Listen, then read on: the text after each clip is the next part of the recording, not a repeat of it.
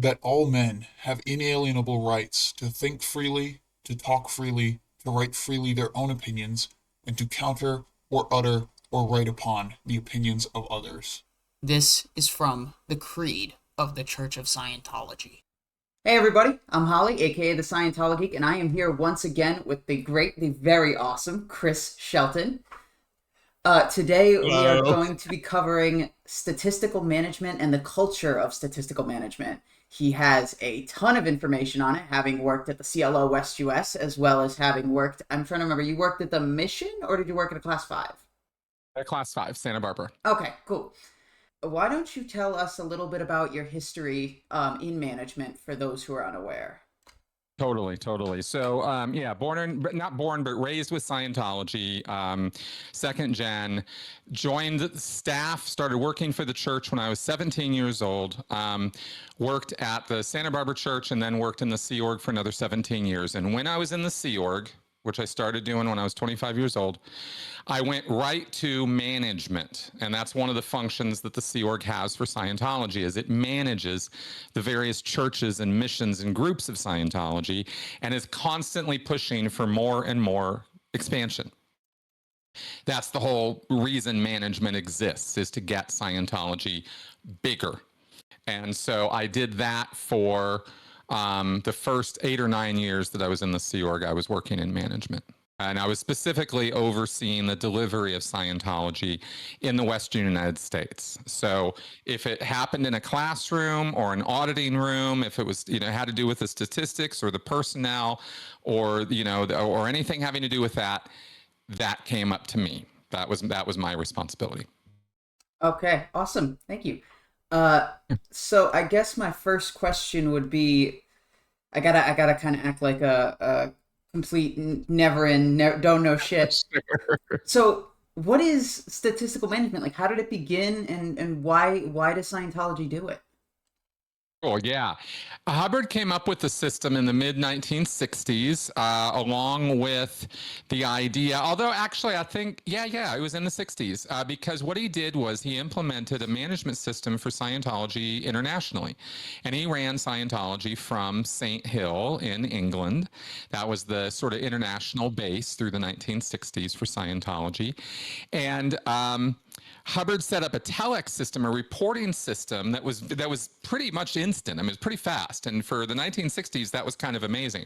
And using that very fast communication system, every week, Hubbard set up that the week's production would be measured from a certain daytime, Thursday at 2 o'clock, to the following Thursday at 2 o'clock. That's the production week that you measure. And then a new week starts and you begin all over again at 0. And here we go. Scientology organizations are, well, we don't have to get into all the schedules and all that stuff right now. It's just a system of measuring production. And by reporting, by creating numbers to reflect the production of any job in Scientology, Hubbard envisioned that there would be, or at least this is how he presented it, that it would be an objective, unbiased look at how productive you as a staff member are. And at the end of the day, as a staff member, your production is your value. If you're not producing, you're not valuable to the organization. That's not to say, and Scientologists would be the first to say, well, that doesn't mean you don't have any value as a human being.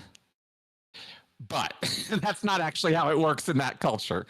It is all about you are your statistic, and you are made to do various. What went along with this was a set of steps that you have to take depending on whether your numbers are up or down or not every week. And those steps are punitive and sometimes even abusive. In fact, many times abusively executed, right? Because there's punishments and having to go above and beyond and various things that you have to do, which we can get into. But the overview is that the numbers are supposed to be objective and inarguable. And so, people readily agree to this system, not realizing how those numbers are going to be used to abuse them. A lot of businesses I've noticed use quarterly, monthly, annual statistics. Why weekly? See, that's the thing. That's a great question, because that's exactly where it starts becoming psychotic, or maybe neurotic, whatever word you want to use for insane. It was because it's too short a time period. You are crunched into constantly thinking as a staff member only 1 week ahead. If something is going to get you expansion, but it's a month away, this culture of how the statistics are used and how the Scientology organizations are actually run. I'm not talking theory now. I'm talking about how it really happens. The way it really happens is you don't have any time or attention for 3 weeks, 4 weeks from now, because all of your attention is being focused on the right here this week. And this is how Hubbard creates a kind of double bind. I love pointing these things out in Scientology, these massive contradictions, where he sets up all the staff with policies and issues that advise them, and they repeat these mantras: think in futures, think big, and think in futures. Those are the two big mantras for staff. But how can you think in futures when you're stuck in a 1 week neurotic cycle that you can't ever get out of, because you can't plan for 2 weeks, 3 weeks, 4 weeks? All the demand from the executives and from management on down is this week's production. It seems like it would be like, I put it that way, and it's like, well, why don't they just, not do that? And it's like, well, because the entire culture of Scientology and management is built to not do that. It's built to keep it psychotic. And that's the system that they use, basically, is these statistics. What is the motivation for keeping one's statistics up? What happens if someone is, as they say, down stat? Yeah. So what happens is if you sign up for staff, you are going to be assigned a job that has statistics connected with it, often more than one. You'll have a main statistic, and then and there's a whole theory to this, which we can get into later maybe, but there's a thing about major statistics and minor statistics, or what they call sub-statistics. And there's a whole thing to this, right? It's quite a developed thing in Scientology, right? I'm sort of slapdashing quick answers out here, but there's volumes on this. I mean, there's pages and pages and pages of writings about keeping statistics, measuring them, and the discipline that follows from how to get them up or down. So you are, as you mentioned, right, you're either at the end of the week, your numbers are either up, the same, or down. They can't, those are the only three options. And if they are up, there's a certain set of actions you will take. If they are level, there's a different set of actions. And if they are down, there's a whole nother set of actions. And the slant of the line on the graph is actually what determines what set of steps you're going to do. Those are called condition formulas. These formulas. I don't know why Hubbard uses that word, because it's really just a set of steps that you take. It's not a formula. Like, it's this weird idea that if you do these steps, you can't help but turn the statistic up, or if it's up, keep it going up. This is the magic formula in Scientology, is these condition formulas, and they're generalized statements of steps to take that are so general that they don't ensure success at all. And so it just is kind of this, it becomes almost an admin exercise, a sort of academic exercise, doing these steps week after week after week. But again, I'm probably getting ahead of myself. You have to do these steps.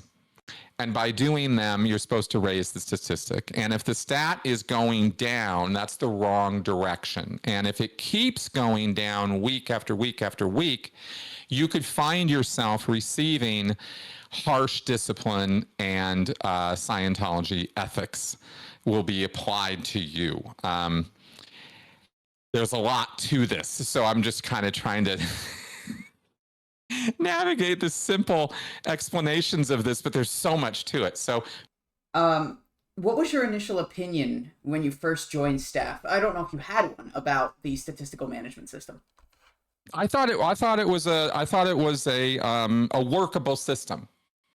Hubbard wrote an issue that kind of gives you that phrase, actually, a workable system. It's not some Scientologies, but it's a funny phrase because Hubbard says it's not perfect. It's workable. It works. It gets you the result you want. And of course, he does insist that it's perfect in that it gets you the result 100% of the time if you follow the steps properly. This is the subtext to every single thing in Scientology. Hubbard's philosophical foundation for this is that there is one right way to do anything. And that one right way is what Scientology is. So you could have a million different variations of how to do it wrong or how to do it non-optimally, or there's the optimum right way to do something. And so Hubbard envisioned that when it came to running organizations, businesses, you need to take all the opinion and the bias out. And a way to do that is to staticize it. Just use raw, harsh, logical, unarguable numbers. Fine, that measures production. But what then happens is another philosophical foundational point of Scientology that ruins this whole thing is you are always responsible for your own condition. Always and inexorably, you are responsible. It doesn't matter whether Hurricane Helene came in and crashed out the walls of the HGC, of the guy, the auditing area. At the end of the week, if those statistics are not up, it's because you didn't plan for it and make it go right. That's on you. There is no active God. There is no other thing that is responsible for your job. And Hubbard's policies about staff and responsibility are crystal clear about this. So there's a sort of it's a very binary way of thinking. It's very off-on, black and white. There's no nuance here. So no one cares whether the delivery truck didn't arrive on time or your pre-clear got sick or the student, couldn't show up because he had to work overtime that night when he was scheduled to come into course and finish. No one cares about your excuses. You didn't get the numbers up. And that's on you. So that's a kind of an important point to stress because it's rampant throughout Scientology, that this personal responsibility point. And it's obvious, I think, from the way that I'm describing it, I hope, how ridiculously exaggerated this is. It's unrealistic. It's beyond. But people in Scientology don't care because they believe truly that you are capable of producing or causing anything you want because you're a powerful spiritual being, right? It really does come back down to those kind of things. The statistical system could be used non-abusively, but it's not in Scientology. It's used abusively, and these principles are the reasons why. So, for example, you arrange everything and things, kind of fall apart and the statistic goes down. Let's say, you're a course room supervisor like I was, and you're running a classroom, and your statistics as a supervisor, as a classroom teacher, are the number of people who are completing courses that week and the number of, and the production of the students as a whole, their progress through their courses. And this is measured with a point system. Every student keeps track of their progress with points. They're assigned points. And so the public Scientologists who are on courses also have a statistic. and are also measured every day up, level, or down. And they're supposed to be learning and producing and progressing more and more and more on their courses every single time. Statistics are supposed to be going up, up, up. So even the public are at the receiving end of this statistical nonsense. But let's say that I'm a course supervisor and I have 5 students lined up to complete courses this week, and I'm quoted for 100,000 student points. And for some reason, there's a massive storm, as happens all over the US right now, all over the world. And, you know, the place shuts down for a day or two, right? Statistic down. Can't help it. There's no way to get it up in a situation like that. Well, I'm now going to be doing what's called a danger condition, because the statistic went down. In fact, it was way down. It wasn't, if it goes down so steeply that it looks near vertical, that's an even worse condition called non-existence, where you basically just stopped existing on your post. You might as well have not even been there. And you have to do these steps to reestablish yourself as though you're newly there or figuring out what to do. It's a little ridiculous and a little childlike, to be honest.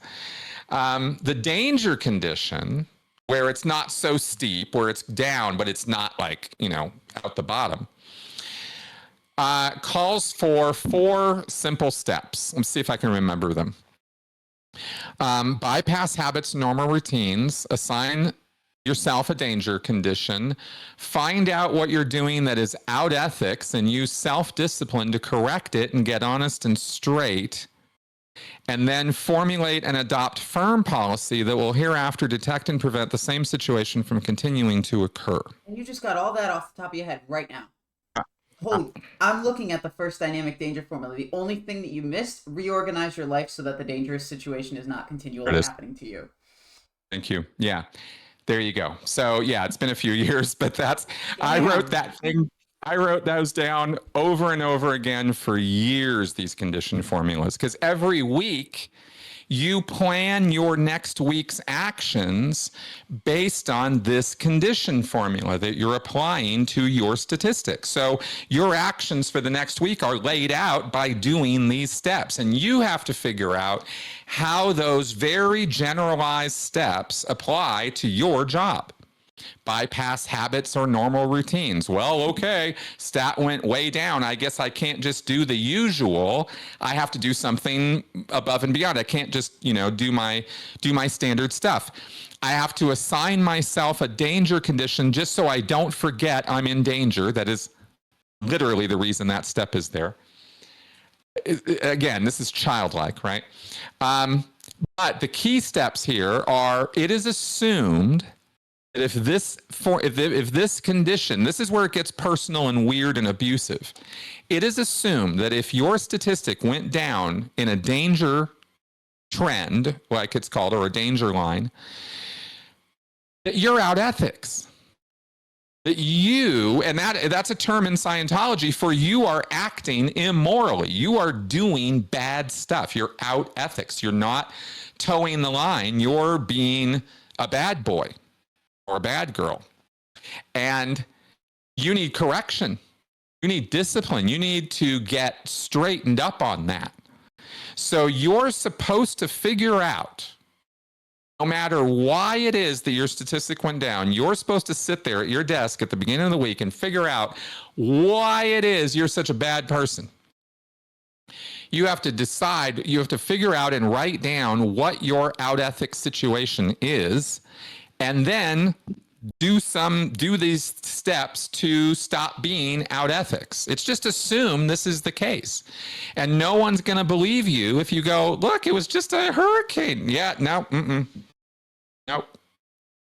Not hearing it. I don't want to hear it because you're personally responsible. The why is not God. Bang. Exactly. You're quoting policy at me. Exactly right. There is a policy letter called The Why is God. And Hubbard completely rejects that there is any reason in that policy letter, like I mentioned earlier, any reason at all that is outside of your control. There is never an external reason. So you have to sit at your desk and figure your way through what it is that you're so out ethics about. And if that requires you to, and often this is accompanied by an ethics officer coming around and digging into you and putting you on the meter and putting you into an ethics interview to really help you find out what your out ethics situation is. Because there's going to be one, there has to be one. There can't not be one. And so they're going to dig and dig and dig, and they're going to make you do an overt withhold write-up, right, which I'm sure you've covered on your channel before, and, write down all your misdeeds, confess to all your sins. So it becomes this whole personal exercise. And this is the third principle that I wanted to sort of point out here that is so important in how Scientology organizations are run specifically. Maybe Scientologists and other people who use the statistical system don't do this outside of the churches, but I'm pretty sure they do too.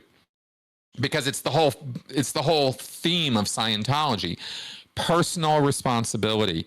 It's not about the conditions of your job or other people or other factors. It always comes back down to you. You become your job. You are identified with your job. You are your job. If your statistics go down, you suck. And if your statistics are trending down, your credibility and reputation in the organization as a human being goes down and down and down. People look at you funny. They don't like you. They don't want to be around you. You're kind of, because you're down stat. These labels get put on you. So there's a lot of personal judgment that goes along with this personal responsibility business. And that's not how, businesses or organizations should be run. That Hubbard presents this thing as this unbiased system of management, and then introduces more bias and judgment into the culture of this. And so again, it's just kind of a weird, contradictory, hypocritical double bind, right? That's just cults. I was thinking about when you have to go through conditions formulas. How long does that take, and wouldn't that lead to a constant cycle of lower and lower stats due to the fact that you're not spending that time being productive, but now you're looking for the problem? Oh, absolutely. Yeah. And this is how people get removed from posts and busted off of their posts and have to be replaced and all kinds of stuff. Because different people will have different reactions to this. Some people take to it and accept full responsibility for their posts, and other people, they just struggle with this. It's really a hellacious little system. You are expected to work, let's just say, overtime to make up for any lack of your production. Part of the bypass habits and normal routines, for example, of step 1 of the danger condition could well be a demand from your senior. Okay, you're doing the danger formula this week. Yes, I am. Okay, good. I want your OWs, your overt withhold write-up, your confessions. I want that by the end of the weekend. It's Thursday at like 3 o'clock right now, and we're having this conversation, right? And I'm the senior, and I'm saying to you who are in the danger condition, I want your OWs by end of Saturday night. And I want your full condition write-up and handling and plan for your statistics. I mean, there's the condition formula, but then there's also, I want the names of everybody who's completing this week. And I want the breakdown day by day of how they're going to get their course completed. This was pretty typical. This is week to week. This is how it runs. And some of these demands are not particularly unreasonable, but you are expected to have that done today. And if you have to be here until 2 a.m. figuring that out, because you're not going to do this while you're doing your job, you're supervising. That means you're working with the students. So that means you have to stay late tonight to get the figure out done for your statistics for the week. So I see all the completions lined up, and I am convinced by your write-up that these things are absolutely going to happen this week because you didn't make it happen last week. So this is what I have to do now is I have to run you, right? This is the language they would use. And so I'm going to be checking on you, every few hours now. Maybe last week as a senior, I was giving you a lot of latitude. I was off handling other things. And then you crashed your statistics this week. So now I got to pay attention to your sorry downstat ass. So here we go, right? So I'm going to micromanage you now. And I want the OWs by Saturday. I want your out ethics handled by Saturday, and I want this condition formula actually done and the statistics turning around before the end of the weekend. So basically, you've got till Sunday to get your stats up over last week ending, or I'm not going to be convinced that you're actually on top of this situation. And that's a very, very typical senior-junior conversation in Scientology. So now you're ending up with more sleep deprivation, less of an ability to do your job, hence probably lower statistics, and even more fucked. Over time, that is absolutely what happens. You can kick somebody in the ass and get them going, but you do this over and over and over. If this was just a one-off, maybe once a year or twice a year or something, like some kind of rare thing that didn't really happen very often, then maybe you could understand somebody having to burn some midnight oil, having to put in a little bit of overtime to get things under control or get things reorganized or something. I don't see that as outrageous, but that ain't what this situation is. Let me be really clear. Exactly like you just said, this is week after week after week after week. And your statistic might go up one week, beep, and then down again, right? Okay, here we go again, right? And then you manage to pull it up a little bit, right? But then, that's how it can go. And there can be a lot of different reasons for that, but the why can never be God, right? Those reasons always have to come back to you. And that's one of the ways that they self-sabotage, because they will not ever recognize external causation for problems or issues. And this is a control mechanism. It sounds crazy and very, very stupid, but it's actually by design. They want you, Hubbard and management, want the staff right on the razor's edge. You know what I mean? They want them like always just giving their all. The other thing about this that differentiates it from businesses, of course, is that these are people who are on a religious crusade. So, putting in the extra time and all that is absolutely expected. So when I was a staff member, for example, the 8 years that I was in Santa Barbara, even before I got up to the Sea Org and the craziness of management, all-nighters were pretty routine. And that wears on you over time. I had a young body back then. I was in my 20s. I could put up with a lot. And even then, there were days where I crashed.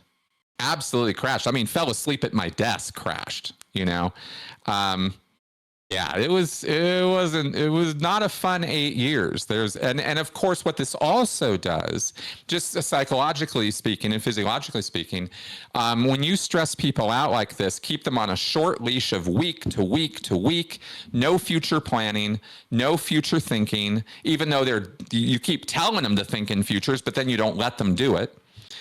You run this condition thing on them every week where they're made personally wrong as a person, as a being, for their statistics. So very, very quickly, you kind of learn to, you kind of identify with your post, and that's unhealthy, with your job, right? And then you have the sleep deprivation.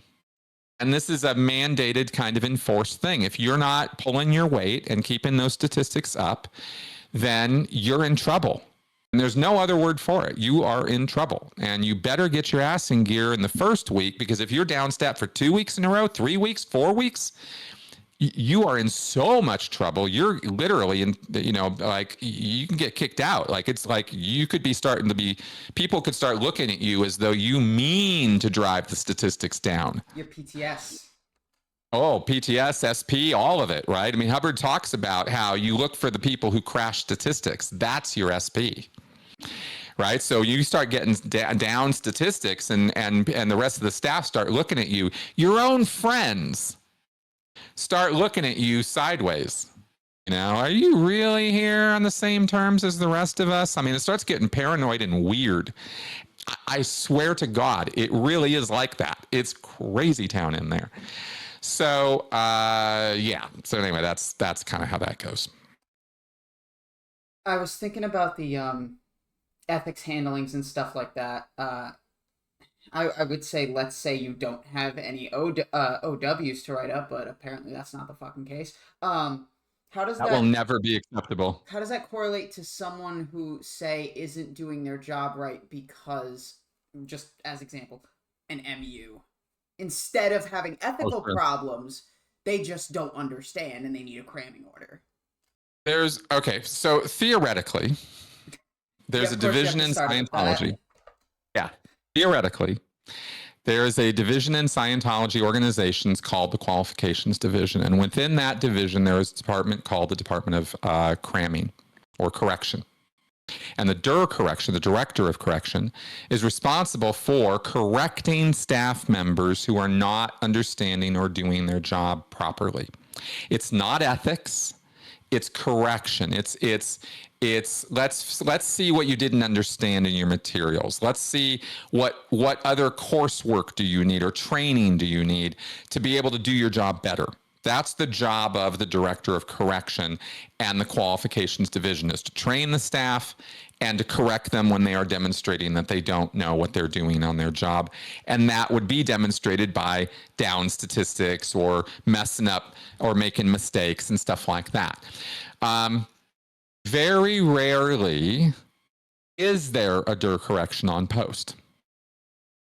Cramming, the thing you just referred to, is the action of correcting a staff member or a Scientologist who isn't getting something right. They call it cramming. They're going to cram you. You trained on this, but you didn't get it, so now we're going to cram you and get whatever it is you didn't get and get you back into, production. Staff members can get crammed, and some staff get crammed all the time when there are cramming officers. Because it's a whole kind of thing. It's not just somebody walks up to you and goes, oh, well, let's just go through your materials here. Let's see. What's the definition of the word recurrent?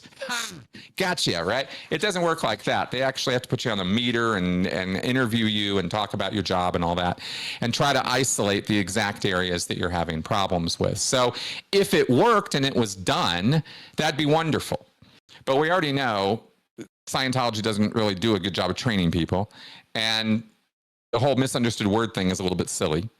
And so this cramming thing is sort of a token. Let's put it that way. It's a token. The ethics and the conditions is what are used 90% of the time. Let's say 95% of the time to correct discipline a staff member versus the cramming.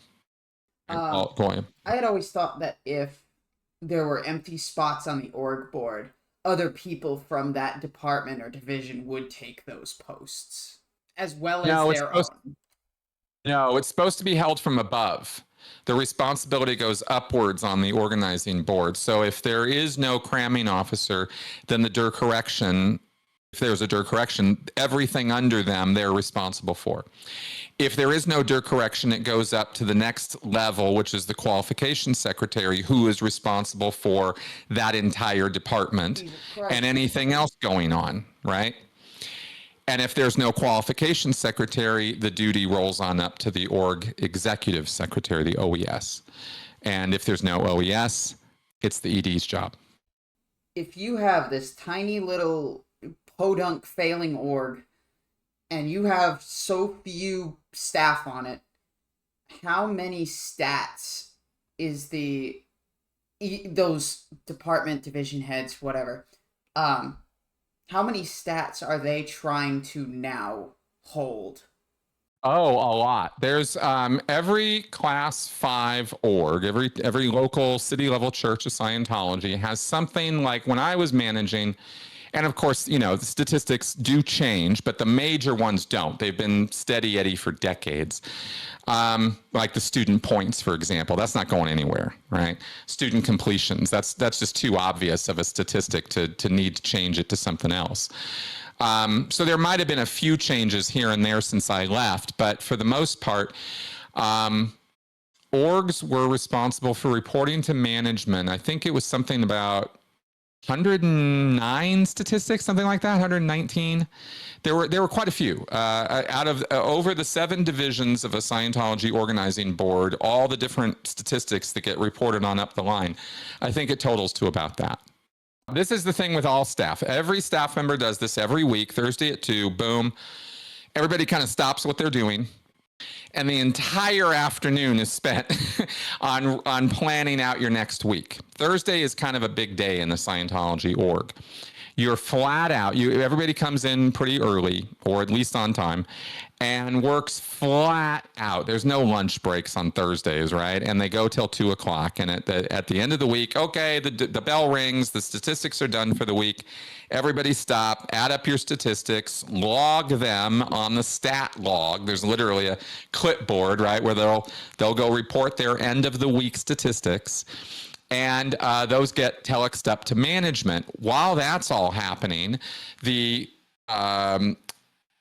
management body of the local church, the executive director and his immediate subordinates, coordinate at a couple different meetings the plan of attack for the new week based on the org statistics from the last week. They do their own planning at the organizational level for what they're going to do as a body, as an organization moving forward for the next week. That's the ED's job with what's called the Executive Council. And the division heads also are part of that with what's called advisory council. So they have these 2 meetings. They go for hours. They go through all the statistics. They come up with a battle plan, they call it, a list of things to do for the new week from the for the whole organization. Everybody, this is what we're doing this week, right? And they lay all that out. That usually takes until well into the evening. And then they have a staff meeting at the end of the night, and they are supposed to brief everybody on the plan for the new week and go over what happened over the last week. Emergencies, flaps, handlings, all that kind of crap. And they go over all the statistics. Everybody gets to see everybody else's statistics on Thursday night. So there's this sort of coordination happening and everybody kind of knows what's up. This is whether there's 5 staff or 50. This is how it's supposed to run on Thursdays. So not a lot of work is usually getting done on Thursdays, at least in the afternoon and early evening part, because there's all this beginning of the week planning and stuff going on. That's kind of how it goes. I'm not sure if that answers your question, but that's usually how it goes in terms of organizing and prepping those things. Okay, so you have the head of a division or the head of a department, whatever, having to oversee all of the sub-statistics of that division or department. But by doing that, I had originally thought that they were abandoning their own post statistics by working on somebody else's.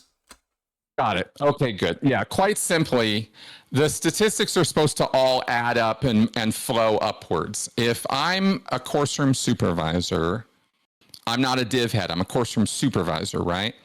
I'm a lowly little guy stuck in a course room all the time, and the technical secretary is the head of the division that runs all of the classes and all the auditing. So the course room supervisor has the statistics of student points from his students and completions from his course room. The technical secretary is operating on the total student points for all the classrooms, and the number of hours of auditing that are delivered in by the auditors, total, all the hours of all the auditing, that adds up to another statistic, and what's called the VSD, value of services delivered, which is the monetary amount of completed services. So for example, a course costs $500. And Joe Blow finishes that course this week. Well, that's one course completion, but it's $500 of VSD. Does that make sense? Yes. Okay. Auditing is sold in 12.5-hour chunks, called an intensive. When you complete an intensive, that's a statistic. It's called an INCO, intensive completed. And you push for completed intensives. Well, the only way you can get completed intensives is hours of auditing delivered. So you need an auditor, you need a pre-clear, you need to stick them in session and get them going for hours, and that will get you your INCO. And you don't get to count the value of service delivered on those hours until they complete the full intensive. Then you get to count however much they paid for that intensive, usually around $3,200. So your VSD from a completed intensive is $3,200. So by pushing for hours and by pushing to get pre-clears in session, you are automatically producing the higher statistics. Do you see what I mean? It all flows upwards, and the statistics have been put together in such a way that one contributes to the next one up, and that kind of thing. I hope I'm explaining that well. It's a whole system, but that's kind of how it works. No, you're explaining it just fine. I promise. Okay. Okay. Trying to keep it simple because there's just so much to this. So this is going into your own personal experiences. What was the most common condition you found yourself in week to week at the class 5 level? That's a good question. I was on staff for 8 years, and I had a number of different jobs during that time. Conditions-wise, man, what I remember more often than not, of course, is the down statistics, because that's when the trauma and the abuse came in, right? I mean, so I'm a little, I might have some, memory bias in that direction, but I sure was in lower conditions a lot, right? Here's the other thing about this. Okay, I said 3 things so far that are kind of really crappy about this system that kind of cause it to fail. And there is this other thing too. So let's say 4. I didn't write all this down before I came in, but the more I think about these things, the more I realize these pillars of failure that this system lies on. Permanent. You can't week to week to week to week to week. You can't always just have up statistics. Hubbard even acknowledges it in policy. You're going to hit a ceiling, and it doesn't take that long. Once you kind of figure out your job, within about 2 or 3 weeks, you're balls to the wall. You're trying to figure out how to produce, and you're producing as most as you can. And people in Scientology churches on their jobs are not slackers. Oh. They're Scientologists on a religious crusade. You know what I mean? They're hard workers. These are people who are really dedicated to the work. They're not doing it for the money. Yeah, we know that. Yeah, we definitely know that. Nobody in Scientology is there for the money, except David Miscavige. So these are hardworking people, and they are very earnest and sincere. But they're not capable of being upstat week after week after week after week after week. Eventually, you're going to hit a level, or it's going to go down, and then you're going to end up in trouble, and then you're suddenly like, what the hell is going on here? How is this all my fault, right? And you have to kind of be broken into this system where, no, it is your fault, and you are going to take responsibility for this, and this is what it means to hold a job in a Scientology organization, and this entire group is going to look down on you until you get your, and sometimes there is no way to get the statistic up, and you're just fucked, and I've been talking mainly about students and pre-clears, but there's money in, there's bodies in the shop, there is book sales. I mean, all of this is statusized. And if you happened to get in a whale last week and you sold a $50,000 package, And it took you, let's say you were one of these staff who were a super person, and you were able to develop a cycle that took you 2 or 3 or 4 weeks, and you finally pull it off, and you get your big $50,000 income week. Well, it took you 4 weeks of really dedicated effort to pull that off once. So now you're going to repeat that? Because here's the thing, now you've got this great big statistic that goes up. And it's not a danger condition, it's what's called an affluence condition. And you're expected to do it again, and again, and again, and again. And of course, you're not going to. Maybe you pull it off once, maybe you pull it off twice. And then suddenly you're sitting in a room with a ream of paper writing your OWs because somehow you couldn't do it 3 times, right? And it's all your fault. And this is sort of this cycle of blame that happens to every single staff member, and they just become inured to it. It becomes routine. It becomes normalized because everybody in the staff, everybody does this. So if you don't get in line and agree to this way of thinking and this way of acting, then you're the odd man out, and you probably won't make it as a staff member. I had spoken with a former cramming officer a little bit ago about this statistic stuff, and he mentioned how he had a habit of not faking his statistics, but let's say he has 20 crams to do. His statistic last week was 12. So he does 13 this week and saves 7 for the following week. So he doesn't fuck himself over. You got it. Absolutely. Survival skill for a staff member. You save, you reserve things. Absolutely. Did that all the time. You just develop these little things. And again, it becomes counterproductive, doesn't it? Right? Because you could have produced 20, but you dare not. Because then you have to produce 21. That's right. And you know you're not going to pull that off, right? But if you got 7 in the bag, you start off on Friday. Look at me. This week is going great, right? You could have had it all on Thursday at 2, but oh no, yeah, absolutely. And dare I get into this, but false statistics are very common. About it. Please tell me more. Very, very common, especially out of LA org. Why is that? I don't know, but that place was like the false statistic, like Hall of Fame. I mean, I could not believe how many false statistics came out of LA org. They would just come in waves. There would just be like these waves. This was mostly when I was in management, right? So I'm in management for many, many years, overseeing the statistics of all these different Scientology churches all over the West US. There are 34 of them, including the Sea orgs, right? ASHO and AO. So every week we get these stats in, and sometimes there would be situations where you would see an org or a division of an org or an area, and it was just up, up, up, and up. And after a while, you start going, okay, because you can compare statistics one to the other. And this is actually one of the things that you're trained to do as a manager. One of the arts of being a Scientology manager is learning how to read these statistics. You have a book of them that you're given every week for an org, and it gives you a picture of the org. If you look through an org stat book, you can get a pretty good idea of what happened there. But by comparing one set of graphs to another from division to division, you can see irregularities and inconsistencies.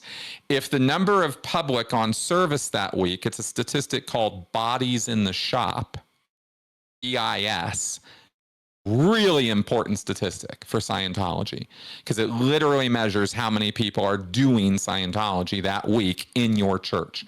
On service, paid for a service. That's what a BIS is. It can't just be somebody wanders in and takes a test. They got to be on a paid service. So BIS was an important number. And generally speaking, for Scientology churches, it runs somewhere between 25 to 50 every week. That's about how many. 50 is a pretty good sized BIS for a Scientology church. That's 50 different people coming in a 7-day period on paid services. That's a lot. A huge BIS for a Scientology church is anything over 100. That's a whole lot. That's a very successful Scientology church. I think if you counted how many people went into a McDonald's on any day of the week, they would smoke any Scientology church, hands down, right? But I'm just throwing some numbers around. The reason BIS is important is because if it goes way down, or if it's kind of not going anywhere, and the student points and the student completions are going up, week after week after week, we got a problem. Who's producing all those student points if the number of people in the org keeps going down?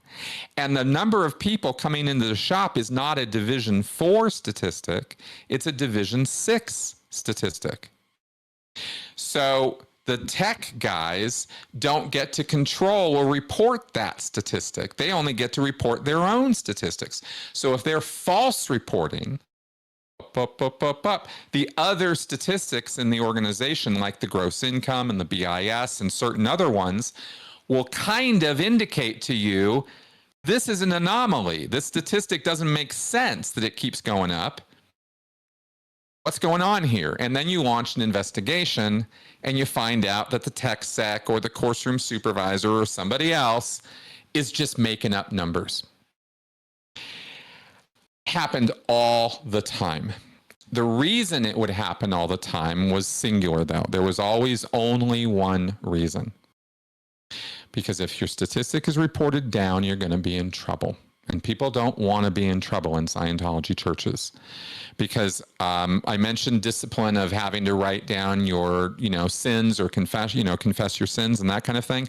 That's the lightest of the disciplinary actions that could be taken against you if your statistics go down and stay down.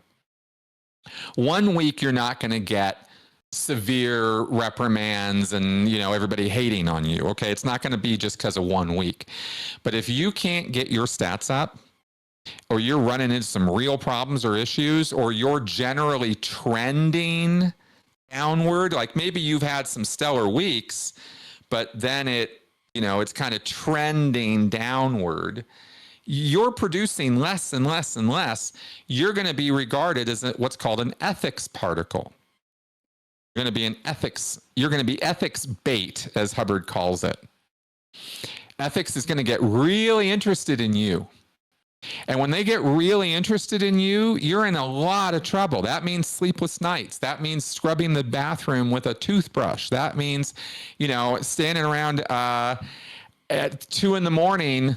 trying to generate some income by calling people in New Zealand or something. Depending on the statistic, you got to get creative about what you're going to do to get it up, because being down again isn't going to be acceptable, and we're going to keep punishing you until you figure out how to get your statistic up. In short, that's why it happens, and it happens a lot. Just imagining that related to my old job doing fulfillment for a department store. Just walking around shopping for people all day. I can only move so fast when I'm shopping without running around and causing accidents with my cart. That's right. I'm just imagining if you're not in charge, and you're also not in charge of how many orders are coming in, right? Correct. That has nothing to do with you. You have no control over how many people are ordering products, right? Just like a course room supervisor has no control over how many people are coming into his course room. The people who get new people in are in a whole nother division. The people who sign them up and get them to pay for courses are in a whole nother division. They have no control over that. So the supervisor stands in an empty course room and is told, it's your fucking fault, asshole. Get some students in here. But it's not his job to go sign up students, and it's not his job to go sell raw books to bring new people in. So what is that course room supervisor supposed to do when there's nobody there? wouldn't you think there would be some level of fight back against executives or management because of these differing not points of view but differing posts and stuff? You like if so say for example you're the course soup and you've got that issue. Why can't it make sense to be like, hey, the people that I'm supposed to be getting in, I'm not getting in because the people who are supposed to be getting them in aren't doing their fucking jobs right. Yeah, How see, hard that's is it why to it's say God, that isn't and it? just be like, That's the why is common God. sense? What the fuck? Nope. Why is God?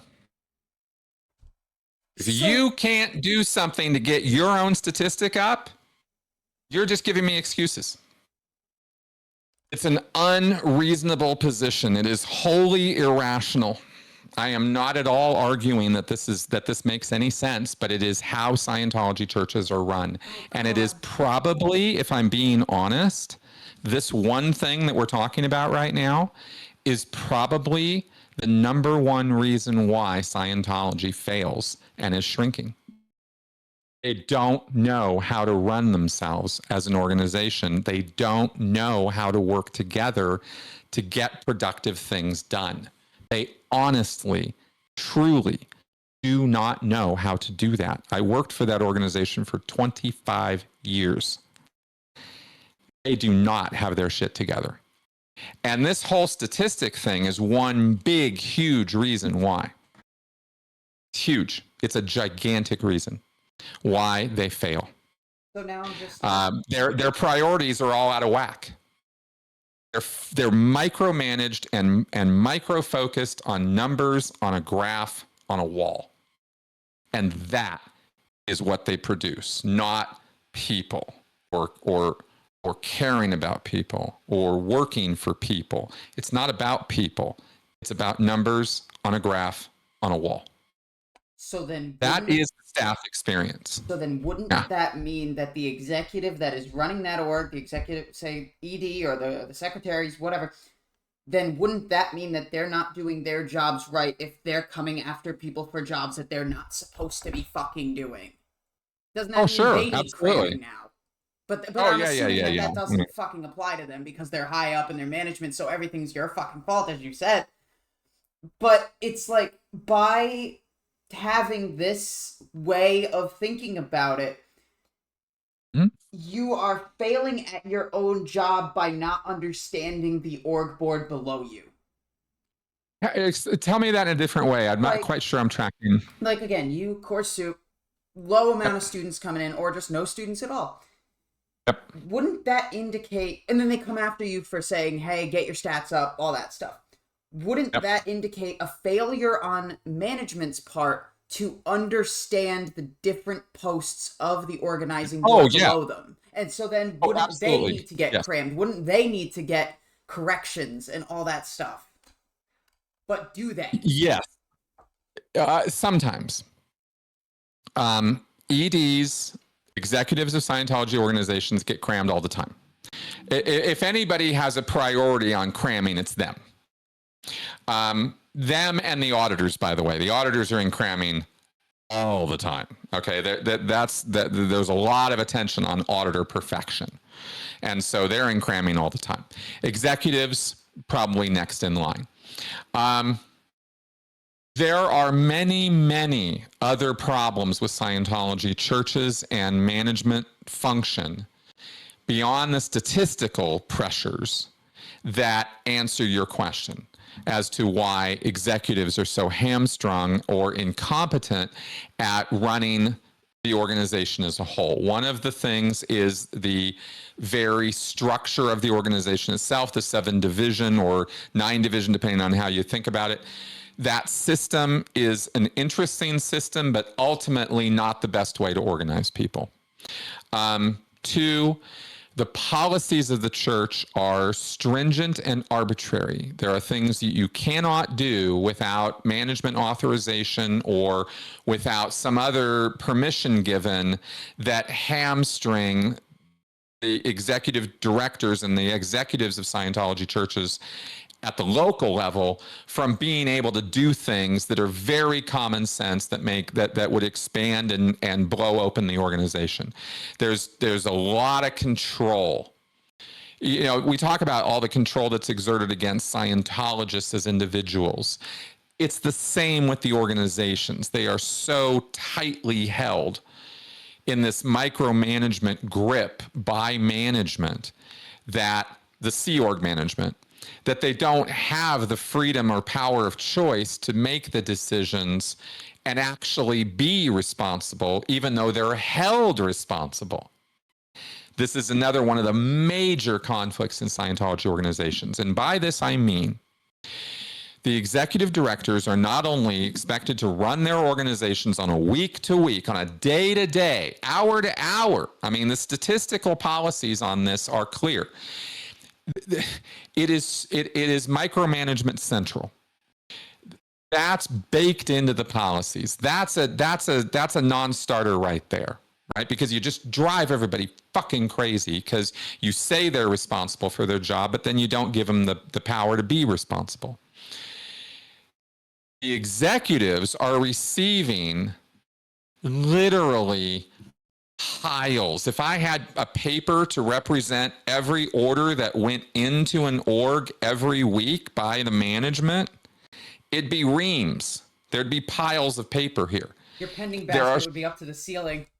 Oh, it often was. There are piles of orders being sent down to the staff of these churches by the management. The structure of Scientology literally violates the management principles of Scientology. It is that crazy. Okay. I made a video many years ago breaking down the management structure and explaining this because it's kind of complicated, but it's just nuts. Too many orders, too much compressed time, too little power given to the people who need it to get their jobs done, and punishment for not exerting the power that they should be exerting to get their jobs done. You see the contradictions, right? Damned if you do, damned if you don't. Exactly. And there is not one person who ever works for Scientology who doesn't twig on that eventually. They're not, oh, I see what's going on here, right? and then you have to go, well, shit. And then you have to reconcile, how am I going to deal with this? How am I going to deal with these contradictions? How am I going to deal with this insanity that they call organization in Scientology? And every single person, depending on their gifts and intelligence and everything else, right, and circumstances, figures out how to cope with and manage their way through this and get something done despite all this bullshit. They get something And that's done. what I really mean when what's that? I said they get something done, but is it the thing they actually need to get done, or is it filler? Whatever they can do, right? As a supervisor, I got people through courses, right? I got people through their auditing steps. It was never easy. It was hardly ever fun. I mean, sometimes we had people finishing their courses on Wednesday night at 4 a.m, and and I'm there, and a couple other staff have to stay until that late, for this poor schlep to get through his course. Why? Because I need a number on a wall. That push. Not because exactly, it's called a stat push. Exactly right, and that's Scientology, right? That's how they run things. It sounds crazy. It is crazy. I don't know how believable it is, but it's true, and that's why they don't expand. And they never will. This is one of the key reasons why Scientology is not really a worldwide threat. It's never gonna get past itself. It's its own statistical ceiling. It really is. Wow. It really is. And then you add the abuse and the physical trauma and nonsense that goes on, from the top down, and the shit that rolls downhill from Miscavige, who is one of the most incompetent executives on this planet. He is so bad at his job because he could correct all of this. He actually could. He could pull it off. He could change all of this. He doesn't know how. He literally doesn't know how. But if he does, it contradicts Hubbard's original writings, and people are going to pick up on that shit. Basically, he has managed to change some very interesting things in Scientology, but he can't change that much. And so in that way, he is sort of saddled with this. It's really, there's the writings of Scientology and there's the reality of Scientology. And the writings don't make sense. They sound like they do, but they really don't. Which is why the reality of Scientology is so crazy, because it really is a bunch of people doing their damnedest. So sincere. These are such sincere people. I wish people knew, right? How much these people want to help, how much they want to do a good job, and how much they want to see a better world. But I think I've, sort of in my mangled way here, tried to describe at least some of the barriers and things they run into that they can't do anything about. And they're stuck in that system, and it's a fucked up system. And it's never going to change. Can't. So, yeah. Quick question. Good How times, much time huh? do you have left? Because I'm going to be honest, I still have a lot of questions, and I don't know if we need to go to part 2. No, let's do a part 2, because I'm a little talked out right now, and I got stuff I got to do. So why don't we? Is that cool? Yep, that works for me. I will send you a list of the questions I have, so you can maybe easily prepare for them. Great I should idea. have done that. Should have. I could have prepped better. Either Thank way, you. though, getting your raw reactions to it, and your even just you trying to put your thoughts together and picking from all these different places in your memory, it helps to put a bigger picture together than it would if you just wrote out all your answers and read them to me. Sure. And I think that Sure. makes this way more informative, way more helpful. Cool.